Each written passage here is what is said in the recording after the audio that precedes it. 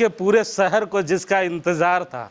हमने कहा था कि बोकारो शहर का जब टाइगर जागेगा तो सूचना हो जाएगी। आज सुबह ही हमने अपने चैनल के माध्यम से बताया कि टाइगर के फैसले के बाद वो जो एमआरपी रेट से ज़्यादा दुकानदार ले रहे थे उन्हें जेल भेज दिया गया है। लेकिन मंत्री जी बोकारो आ चुके हैं और मंत्री जी ने मुझे भी खोज निकाला है और कहा कि हिमांशु जी आइए, आप मुझे खोज रहे थे, मैं आपको खोज रहा हूं। तो मंत्री जी आ गए हैं। सर बहुत बधाई कि सबसे पहले कि आपने कार्रवाई की। हिमांशु जी, पहले आपको हमने कहा था प्रूफ के साथ आइए, 1 घंटा में कार्रवाई होगा। आप दारू तो प्रूफ नहीं कर सके, लेकिन उसका जो क्रियाकलाप था वो प्रूफ आपने करके दिखाया है। सर ऐसी सूचनाएं हैं करीबन एक दुकान के हमने तस्वीरें दिखाई है, लेकिन करीबन 20 से 25 ऐसे दुकान है। सब दुकान की बात करते हैं, हम आपके माध्यम से कहते हैं जितना भी दुकानदार है चाहे सेल्समैन है, एमआरपी रेट से बेसी बेचेंगे तो जेल का हवा खाना पड़ेगा। जगन्नाथ महतो के यहाँ कोई समझौता नहीं होगा। सर करीबन 60 लाख रुपए बोकारो से हर रोज़ शराब बिकता है और 3% इन दुकानदारों ने अपने स्टाफ को कहा कि 3% बढ़ा के ले। अब दुकानदार की मनमानी थी कि 5% लेने लगे थे। क्या फिर से अगर ऐसी सूचना मिलेगी? जो सूचना मिलेगा कार्रवाई होगा। तो बोकारो से 60 लाख रुपया महीना वसूली नहीं है, जो भी सरकार का मनेथी है, जो पैसा है जो आता है राजस्व, पैसा के अलावे कहीं भी गलत होता है, हमारी सरकार और हम बर्दाश्त करने का ताकत नहीं रखते हैं। क्या मान लिया जाए, क्या संदेश है बोकारो वासियों को? एकदम बोकारो वासियों कहेंगे कि दारू कम पीजिए।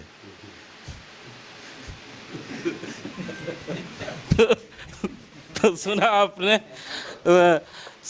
मंत्री जी ने साफ तौर पे सलाह भी दिया है कि दारू कम पीजिए, लेकिन लोगों को ये मैसेज भी दे दिया है कि अगर स्थानीय जिले में कोई भी दुकानदार अगर एमआरपी रेट से ज़्यादा रेट में आज से शराब लेने की प्रयास भी करता है तो आप ऊंचे अधिकारियों को संपर्क कर सकते हैं। अगर ऐसी सूचनाएं मिली तो ऐसे व्यक्ति जेल जरूर जाएंगे।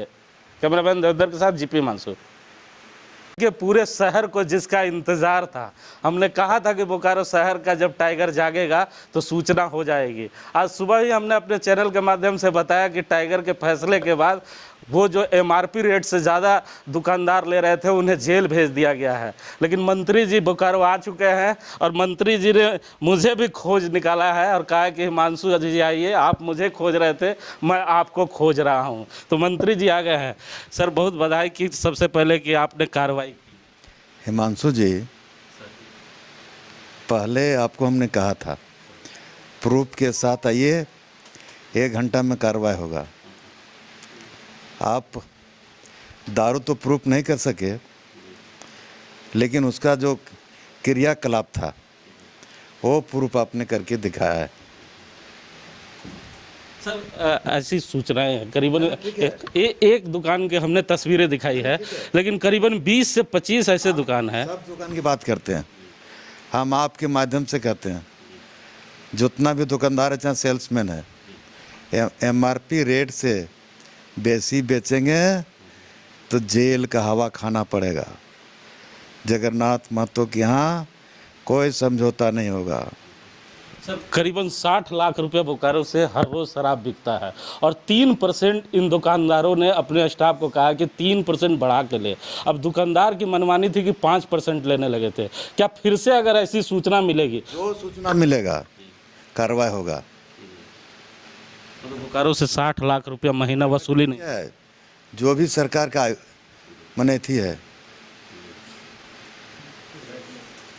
जो पैसा है जो आता है राजस्व, पैसा के अलावे कहीं भी गलत होता है, हमारी सरकार और हम बर्दाश्त करने का ताकत नहीं रखते हैं।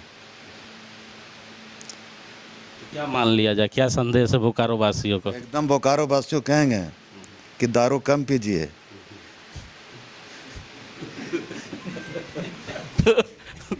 सुना आपने,